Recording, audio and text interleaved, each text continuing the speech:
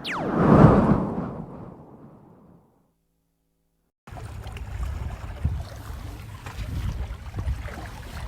ini dimulai dengan penampakan Yesus yang ketiga kali setelah kebangkitannya kepada para murid-muridnya di Danau Galilea. Semalaman, Petrus dan beberapa murid lainnya memancing tanpa hasil apapun. Nah, kita masuk ke bagian pentingnya. Pada pagi harinya, Yesus menampakkan diri dan bertanya. Kata Yesus kepada mereka, "Hai anak-anak, adakah kamu mempunyai lauk pauk?" Jawab mereka, "Tidak ada." Sebelum kematiannya, ketika Yesus masih bersama murid-muridnya, Yesus memanggil murid-muridnya lewat nama. Kali ini setelah kebangkitannya, di penampakannya yang ketiga, perhatikan penekanan Yesus memanggil mereka. Hai anak-anak. Mari kita selami lebih dalam, apa kaitannya dengan angka 153?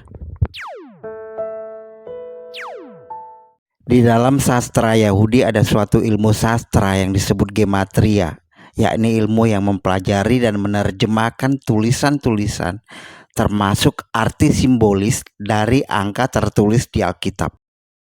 Misalnya 7 hari penciptaan, 3 hari kematian, 40 tahun bangsa Israel di gurun pasir, 40 hari Yesus berpuasa. Angka-angka di dalam Alkitab tidak ada yang kebetulan, semua ada artinya. Itulah kenapa kita menyebut Allah yang berdaulat, berkuasa. Yesus berkata, "Dan kamu, rambut kepalamu pun terhitung semuanya." Jadi gematria digunakan untuk mengungkapkan arti tersembunyi dalam berbagai jenis tulisan sejarah Yahudi, seperti yang terdapat di catatan buku Talmud dan Mishnah. Angka 153 di dalam tradisi Yahudi adalah berarti anak-anak Allah. Nah, apa kaitannya 153 dan anak-anak Allah? Perhati ini.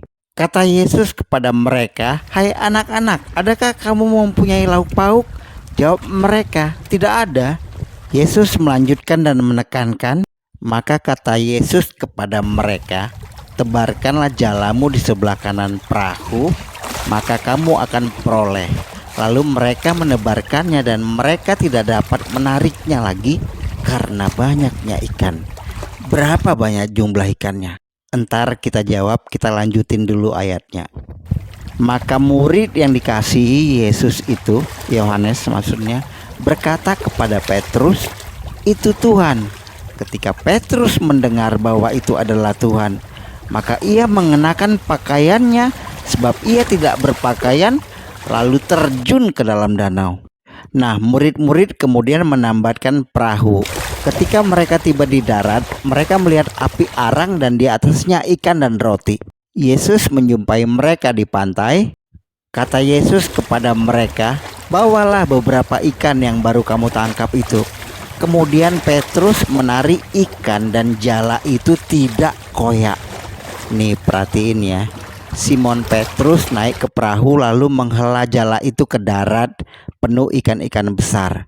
153 ekor banyaknya. Dan sungguh pun sebanyak itu jala itu tidak koyak.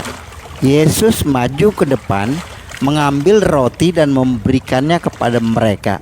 Jumlah ikan di dalam jala itu berjumlah 153, menggambarkan mereka adalah anak-anak Allah, murid-murid Allah, akan menjadi penjala manusia, dan dalam menjala manusia kebutuhan mereka akan disediakan. Itulah Allah Jehovah Jireh, Allah yang menyediakan. Seperti Allah menyediakan domba kepada Abraham sebagai pengganti Ishak di Gunung Moria. Angka 153 dalam tradisi Yahudi di gematria berarti anak-anak Allah. Sekarang artinya jelas, kisah ini bukan tentang ikan, tapi tentang Yesus menyatakan dirinya sebagai Allah dan murid-murid adalah anak-anak Allah.